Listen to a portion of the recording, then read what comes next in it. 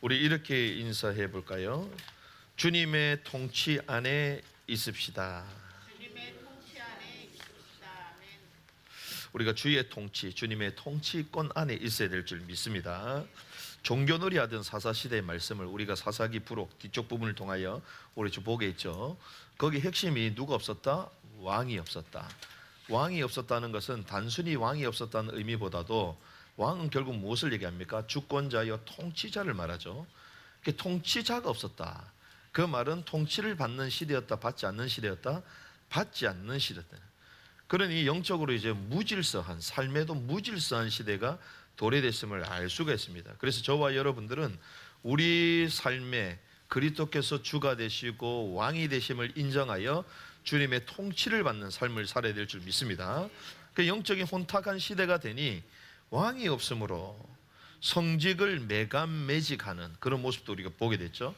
가정에, 자기 집안에 레위 제사장을 끌고 와가지고 거기서 막 우리로 말하면 우상을 만들어 놓고 신주단지를 만들어 놓고 막 그런 상황들입니다. 그런 가운데 또 레위 사람이 또 첩을 안고 아주 혼탁한 음란한 이런 시대임을 우리가 볼 수 있는 거죠. 그런 가운데 거기에 이제 이어지는 사건입니다. 그렇게 레위인의 그 첩이 비참하게 죽고 난 그 사건이 지난주에 우리가 보게 되었는데, 그 사건의 이제 뒷수습, 그 일을 어떻게 처리하냐, 그것이 오늘 나오는 본문이에요. 첫 번째 봐야 될 것은 미스바 총회 소집입니다. 1절 우리 같이 한번 읽어볼까요? 시작. 이에 모든 이스라엘 자손이 단에서부터 부알세바까지와 그 회중이 일어나 일제히 미스바에서 여호와 앞에 모였다. 자, 미스바로 전부 다 모은 거죠. 그러면서 거기에 레위인의 이제 고소가 시작이 되는데 미스바 총회가 열린 것입니다. 지파의 어른들, 우리는 말하면 장로, 유사들이 다 모인 거예요. 그런데 그때 모였는데 칼을 빼는 보병만 40만 명이 모였어요. 우리가 생각하는 그냥 우르르 한번 모였다 이 정도가 아니고 칼을 차고 있는 사람만 몇 명이라요? 40만. 어제 막 동대구역에 막 엄청나게 사람 많이 모였더라고요. 그래서 어떤 데는 뭐 4만 명이 모였다. 어떤 사람은 뭐 3만 명이 모였다. 경찰 수사는 뭐 어떤 사람은 인공지능으로 계산을 해보니까 15만 명이 모였다. 그런 얘기를 해요. 15만 명이 얼마나 많습니까?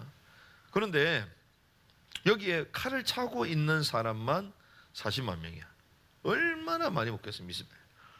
그런데 이렇게 모든 지파, 12지파 전부 다 모여야 되는 이런 가운데에 거기에 베냐민 지파의 만행에 대해서 이 레위인이 얘기를 하는 거예요. 얘기를 하는 겁니다. 이스라엘 자손이 미스바에 올라간 것을 베냐민 자손이 들었는데 이스라엘 자손이 이르되 이 악한 일이 어떻게 우리에게 말하냐. 이 악한 일이 무엇이냐. 그게 4절에서 나옵니다. 레위 사람이죠. 레위인. 우리 19장에 봤던 겁니다. 죽임을 당한 여인의 남편이 대답해요. 이르되 내가 내 첩과 더불어 베냐민에 속한 기브아에서 유숙하러 갔는데 기브아 사람들이 나를 치러 올라와서 밤에 내가 묵고 있던 집을 에워싸고 나를 죽이려 하고 내 첩을 욕보여 그를 죽게 했다. 자기가 그 기브아 사람 집에 갔을 때에 그 주변에 사람들이 와가지고 자기를 내어달라고 뭐 하겠다고? 동성애 하겠다고 그렇게 막 겁박을 한 거예요. 그때 늙은 그 주인이 누굴 내줍니까? 그의 첩, 아내를 내어주잖아요. 그럼 그때 레위 사람이 막아야 될 거 아니야. 그런 얘기는 안 합니다. 그런 얘기는 안 하고 그 뺏어갔다는 거야. 그 첩을 밤새도록 능욕하고 결국 죽었다는 거예요. 그래서 그 죽은 그 여인을 어떻게 했습니까? 이 적개심, 이 복수심, 여기에 불탄 레위인이 그걸 12자국으로 만들어가지고 조각으로 만들어서 지파마다 다 보내버린 거예요. 그러니까 지파 사람들이 이게 도대체 어떻게 된 거냐 막 깜짝 놀란 거죠. 그래서 미스바로 다 모여있는 장면입니다. 그래서 6절에 내가 내 첩의 시체를 거두어 쪼개서 이스라엘 기업에 온 땅에 보내었나니 이는 그들이 이스라엘 중에서 음행과 망령리를 행했기 때문이다. 그러면서 이스라엘 자손들아 그럼 어떻게 할 거냐. 이제 어떻게 할 거냐. 여기에 대해서 처분을 내려야 된다. 의견과 방책을 낼지어다. 이렇게 얘기한 거예요. 그러니 거기에 모여있던 이스라엘 총회의 모든 사람이 8절에 우리가 한 사람도 자기 장막으로 돌아가지 말며 한 사람도 집으로 돌아가지 말아라. 일단 집으로 돌아가지 말아라. 들어가지 말고 뭐 해라? 여기에 기브아 사람에게 이렇게 행해야 되는데 제비를 뽑아서 그들을 치는데 우리 지파 중에 100명에 10명, 1000명에 100명, 10,000명에 1000명 몇 분이 일입니까? 10분의 1이잖아요. 10분의 1을 뽑자는 거예요. 10분의 1을 뽑아서 뭘 준비하자? 그들을 위하여 양식을 준비하고 그의 망령된 그 일들을 어떻게 하게? 징계하자는 거예요. 징계. 악한 일, 악행을 하면 결국 징계가 있는 거예요. 그냥 넘어가는 게 아닙니다. 그래서 이스라엘 중에서 악을 제거하죠. 왜 한 사람도 돌아가지 말자고 얘기했을까요? 우리로 말하면 한 유기체니까, 한 몸이네. 뭐 운명 공동체 그렇게 가는데 공동체란 단어는 그렇게 좋지는 않아요. 유기체. 우리는 한 몸이다. 연결되는 한 몸이다. 그래서 10분의 1 제비를 뽑자는 거예요. 그래서 합심하여 그 성을 쳐야 된다. 이렇게 딱 결정이 난 겁니다. 이게 미스바 총회를 소집해서 결의한 내용이에요. 결의한 내용. 이게 1절에 11절까지입니다. 그런데 이 결의한 내용에 있어서 베냐민 지파가 불복종합니다. 이게 12절에서부터 18절까지 나와요. 12절. 이스라엘 지파들이 베냐민 온 지파의 사람들을 보내어 두루다니며 이르기를 너희 중에 생긴 이 악행이 어찌 됨이냐 물어봤어요. 이스라엘 자손들이 요청을 한 겁니다. 베냐민 지파에게 이 악행을 지적하면서 기부와 13절을 같이 읽어볼까요? 시작. 그런즉 이제 기부와 사람들 곧 그 불량배들을 우리에게 넘겨주어서 우리가 그들을 죽여 이스라엘 중에서 악을 제거하여 버리게 하라 하나 베냐민 자손이 그들의 형제 이스라엘 자손의 말을 듣지 않은.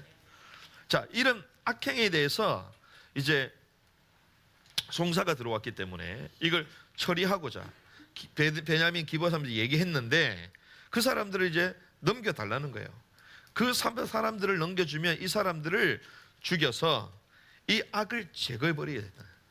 이스라엘은 더 이상 이런 일을 못하도록 악을 제거해버리자. 이렇게 베냐민 지파 모든 사람에게 말한 게 아니라 이 악을 행한 사람에게만 말한 거잖아요. 이 악을 행한 사람만 내놔라 이렇게 얘기한 거예요. 그런데 이 총회 결정을 베냐민 지파가 거부해버린 거예요. 싫다는 거예요. 싫다는 거예요. 오히려 14절 도리어 성읍들로부터 기브아에 모이고 나가서 이스라엘 장과 뭐하고자? 싸우자가 하는 거예요. 본인들이 악행을 행했으면 거기에 책임을 져야 되잖아요. 그런데 도리어 싸우고잖아요. 싸우고. 성읍들로부터 기브아에 모였다. 불의한 것에 오히려 하나가 되고 있어요. 그렇죠? 그런데 몇 명이나 모였냐? 그 모인 자손의 수가 26,000명이다. 26,000명이 모인 거예요. 그리고 거기에 기브아 주민만 700명입니다. 700명. 기브아 주민 가운데에 이런 악행을 한 사람을 잡아서 주면 끝날 일이잖아요.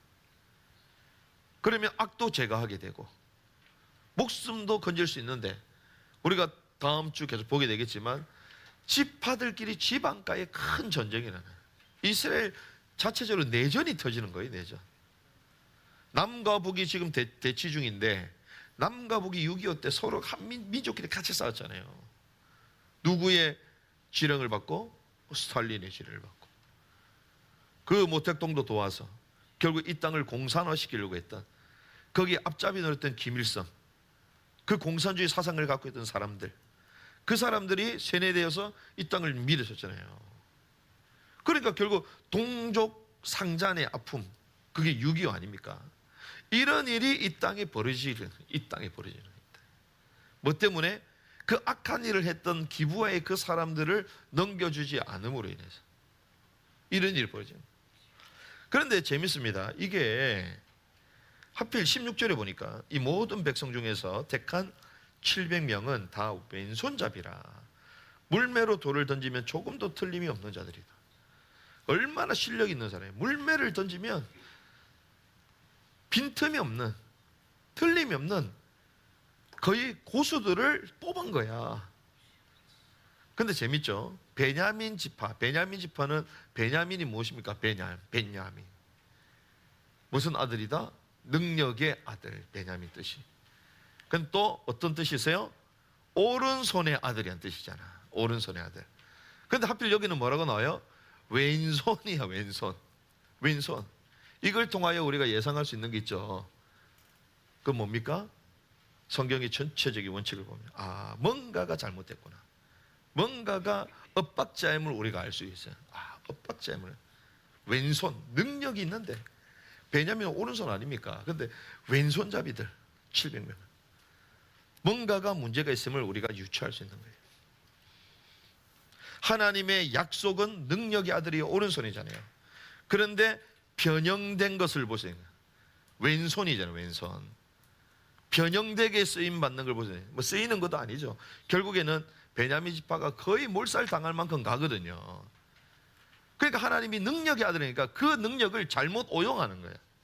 이 베냐민이. 그걸 우리가 볼 수 있는 것입니다. 그러니까 18절에 17, 18절 같이 읽어볼까요? 시작. 베냐민 자손 외에 이스라엘 사람으로서 칼을 빼는 자의 수는 40만 명이나 다 전사라. 이스라엘 자손이 일어나 베델에 올라가서 하나님께 여쭈어 이르되 우리 중에 누가 먼저 올라가서 베냐민 자손과 싸우리까 하니 여호와께서 말씀하시되 유다가 먼저 갈지니라. 저 2만 6천 명, 특별히 기브아텍간 700명, 그들과 싸우는 반대편에 이스라엘 자손은 몇만이요? 40만 명, 40만 명. 그 싸움이 되겠냐고요.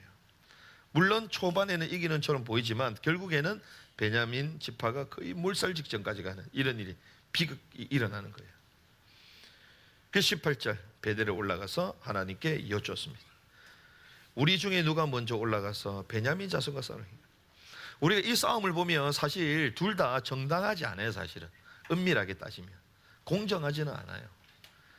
연유부터 해가지고 나중에 결론을 말씀드리지만, 그래서 여기도 보면 이스라엘 자손이 일어나 베델에 올라가서 하나님께 여쭈어 이러잖아요. 그래서 여쭈는데 재밌습니다. 우리 중에 누가 먼저 올라가겠습니까? 근데 주님이 유다가 올라가라 얘기하시지만 이것도 맞지 못해서 말씀하시는 거예요. 왜 그렇습니까? 물어보려면 뭐부터 물어봐야 되죠? 물어보려면 전쟁을 해야 되냐 말이야, 그거부터 물어봐야 되잖아요. 그런데 본인들이 결정을 다 해놓고 그래 가가지고 누구부터 올라가, 이렇게 이 상황입니다 이게. 그래서 이 본문은 우리가 뭐 악과 선의 이 대결보다도 어떤 의미에서는 둘 다 연약하고 둘 다 죄 가운데 있지만 그 중에 차선이라도 하나님께서 우리를 어떻게 보호하시고 인도하시냐, 이런 걸 또 볼 수가 있는 거예요. 오늘 말씀을 정리하도록 하겠습니다. 3절의 말씀 보면 이스라엘 자손이 미스바에 올라간 것을 누가 들었다? 베냐민 자손이 들었더라. 이게 첫 번째입니다. 회집, 이스라엘 자손들 전체가 모이게 될 것이다. 회집, 소집을 했잖아요. 그럼 전부 다 가야 돼요, 마야 돼요? 가야 되지. 교회도 그렇습니다. 오라면 안 오는 인간들이 있어. 안 오는 인간. 왜 안 올까요? 모임을 해도요, 꼭 와야 되는데 오지를 않아. 왜 안 올까요? 노회도 그렇습니다. 목사님들보다 노회도요, 모여야 되는데 안 와. 총회 와야 되는데 안 와. 여기는요, 안 오면 적으로 간주해요. 안 오면. 그 당시 때 족장은요, 생명을 걸고 다들 천년으로 묶여져 있기 때문에 같이 약속하면 같이 약속을 지켜야 되는 거야. 다 와라 했습니다. 안 왔어. 회집을 들었음에도 불구하고 가지 않았고 사과하지 않았고, 그러면 가서 또 자초지행을 말해야 되잖아요. 말하지도 않아. 소안에 뭐 했습니까? 풀어했습니다. 이게 뭐냐? 지파의 이기주의야. 지파의 이기주의. 지파 이기주의 그 뒤에는 교만함이 탁 쓰러지는 거예요. 왜? 내가 뭐 교회가 제일 큰데 뭐 내가 그거 가서 뭐 하게, 이런 게 있잖아요. 내가 사역이 제일 크고 내가 학교가 잘 되는데 내가 거기 왜 가? 마치 그런 건데. 모임 안 가. 왜? 나 빠지면 되지. 그거 자체가 현연으로 묶였고 상대방을 생각 안 하는 거예요. 여러분들 약속을 했을 때 남들보다 일찍 가시기 바랍니다. 그것도 배려야. 그것도 늘 늦게 가고. 나보다 정말 대단한 사람들이 오면 우리가 늦게 가겠어요? 마치 그런 거죠. 우리가 일상에 사소한 것도 있지만 이거는 큰 거라니까요. 큰 거. 지파 이기주의 딱 빠져 있는 거예요. 그러니 오라고 해도 가 안 가? 안 가. 자기 위에 있는 높은 권위, 공동체, 유기체, 이 총회의 권위를 인정해야 안 해요? 안 하는 거와 같은 거야. 총회의 권위를 인정하지 않아요. 그 말은 다른 사람, 그 지파 족장들의 지위를 인정해야 하네요. 안 하는 거 같은 거라니까 이게.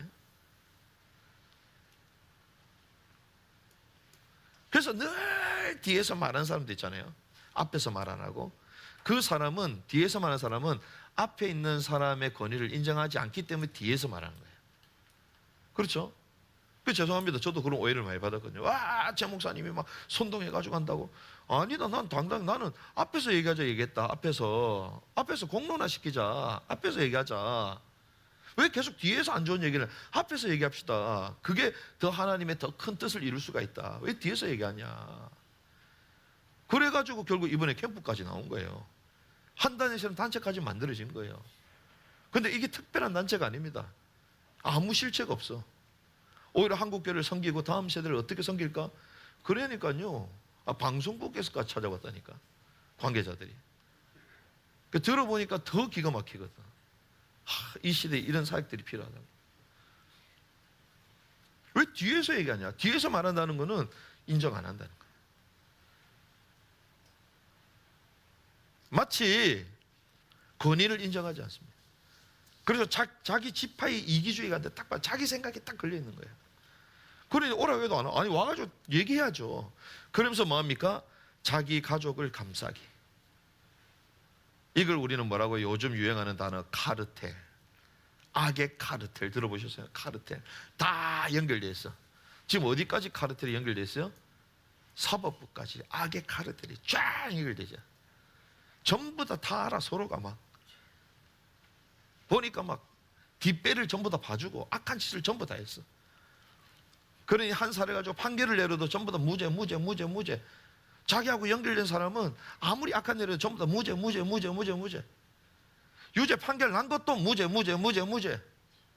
그게 지금 막 국민들이 이렇게 열받아서 일어나는 거잖아요. 가장 믿었던 사법부, 헌법재판소까지도 그러니 도대체 누굴 믿냐. 그게 들고 일어나는 거예요. 국민 몇 프로? 51%. 50% 넘었어. 51%가 그럼 전부 다 바보예요? 51%가 그러면 전부 다 극우입니까? 극우? 그래서 어떤 사람, 그래서 이번에 민주당에서 1000명이나 빠져나왔어. 청년들이. 민주당원이 1000명이나 이번 집회에. 왜? 이거는 우파 좌파의 싸움이 아니다. 이거는 상식파와 비상식파의 싸움이다. 그러면 들고 일어나는 거예요. 그 정도로 악의 카르텔. 전부 다 뒷배를 봐주고 팔이 안으로 걷는다고. 저 같은 사람은 팔이 밖으로 걷는다고 남들 욕하는데 안에 사람, 그 안에서는 다 싫어해. 우리가요, 안이 밖이 아니라 공정을 따라가야 되잖아요. 상식을 따라가야 돼요. 악의 카르텔로 걸려있는 거야. 자기 가족을 감싸는 거야. 기부와 사람 막 감싸는 거예요. 자기 내달라면 내줘야지. 내줘서 뭐가 잘못된지. 야, 그래서 너희들도 회개해라. 생명만, 목숨만이라도 연명할 수 있도록 내가 돕겠다. 내가 이야기하겠다. 이게 정상 아니에요? 동성애를 하고 그 여자를 능욕을 시켜서 막 죽을 때까지 결국 죽이잖아요. 그런 문화와 풍토를 바꿔야 되는데 학연, 지연, 혈연 얼마나 걸려 있습니까? 부끄러워야 돼요. 지도자들은 부끄러워야 돼요. 이번에도 영상 보시면 얘기하잖아요. 무속신앙 얘기해가지고 막 대통령 공개하잖아요. 무속 웃깁니다. 박근혜 탄핵 그 사건 일어날 때 무속으로 연결해가지고 그거 조사하고 했던 사람이 검찰총장 윤석열 아니에요. 그러니 이 무속에 관련돼 있는 것들하고 정치들 연결돼서 오해가 생기면 이거 골치 아픈 거다. 이거는 완전 탄핵된다. 그걸 뼈저리 가는 사람이 윤석열이야. 그러니 명태균연에 연결된 사람들, 옛날에 대통령 되기 전에 이렇게 만났던 사람들 다 끊어버렸잖아. 그러니까 끊어버리니까 뭐가 찾아와요? 섭섭하기가 찾아오지. 그래가지고 와, 내 연락도 안 받고, 그래가지고 이상한 제보하고 그렇게 된 거 아니에요. 악의 카르텔을 끊어야 될 줄 믿습니다. 자기 가족 감싸고 학연지열 혈연.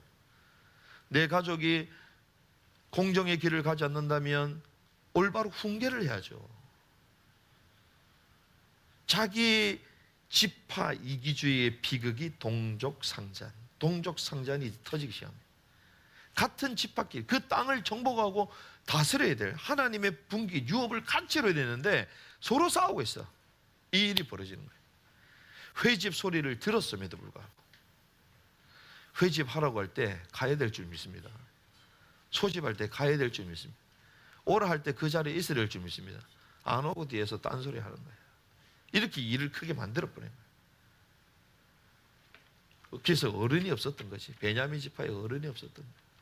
가가지고 어른이 가서 참석하고 그 잘못한 거 인정하고 그럼 더 처리가 될 수 있잖아요. 40만 명이나 칼을 차고 오도록 만들고 40명 칼을 차고 오면 그냥 옵니까? 우리처럼 뭐 컴퓨터로 하듯이 40만 명 딱 보내 그래요? 아니요. 그 40만 시간, 물질 모든 시스템 다 바뀌는 거예요. 40만 명 온다 생각해 보세요. 40만 명. 저희 이번에 이제 100명밖에 안 모였는데도 막 얼마나 많은 재정이 들어가고 막 신경을 써야 되고 그리 되잖아요. 40만 명 온다 생각.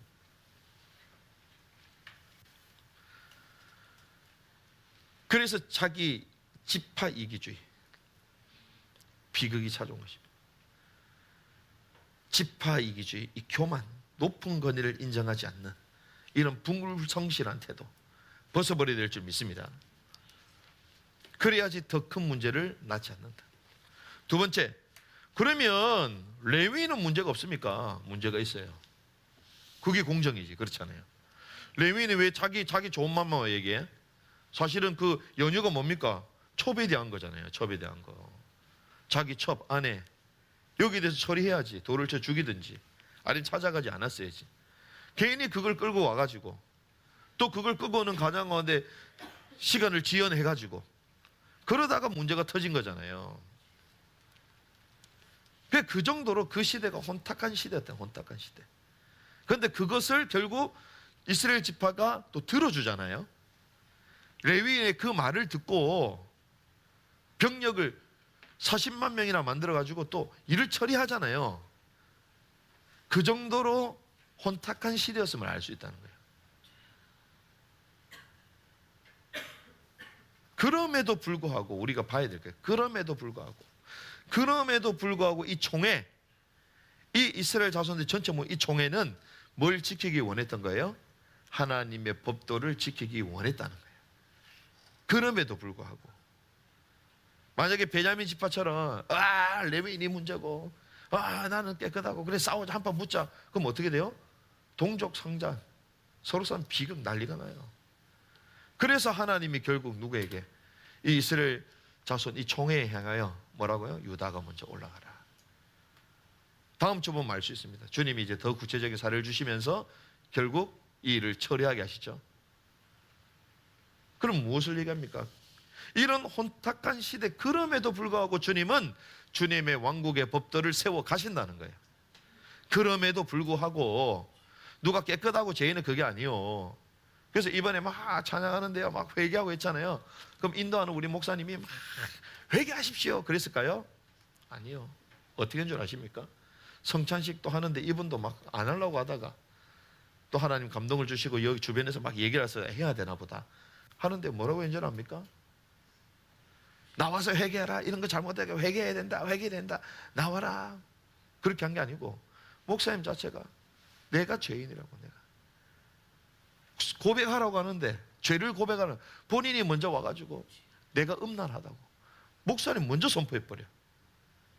내가 죄인이라고 내가 이 죄를 가지고 하나님 앞에 나아갈 수가 없는데 그 죄만 본다면 내가 어떻게 이 자리에 쓸 수가 있냐. 하지만 그리스도께서 만일 우리가 우리 죄를 자백하면 저는 미쁘시고 그래서 우리 모든 불에서 깨끗하게 하실 것이다. 그 그리스도의 보혈과 그 그리스도 옷으로 인하여 내가 의지하면서 하나님 앞에 나왔다. 이렇게 하니까요 우리 학생들마다도 막 전부 다 회개하면서 터지면서 나오기 시작하는 거예요. 우리가 완벽하지 않습니다. 다 연약하고 죄 가운데 있고 때로는 그 타성에 젖기도 하고 때로는 교만함과 또 곁눈질과 이중적인 마음과 또 사람을 죽이는 말들과 살인하는 마음의 분개함과 이런 것들 다 있거든요. 그런데 그럴 때마다 그런 혼탁한 시대, 혼탁한 상황임에도 불구하고 하나님은 뭘 세워나기 원한다? 하나님의 왕국의 법도를 세워나가기 원하는 거예요. 그 총회를 중심으로. 그래서 누가 잘했다, 또 레위인이 잘했냐? 베냐민 자표가 잘했냐? 그 얘기가 아닙니다. 이 본문이. 그걸 넘어서는 거예요.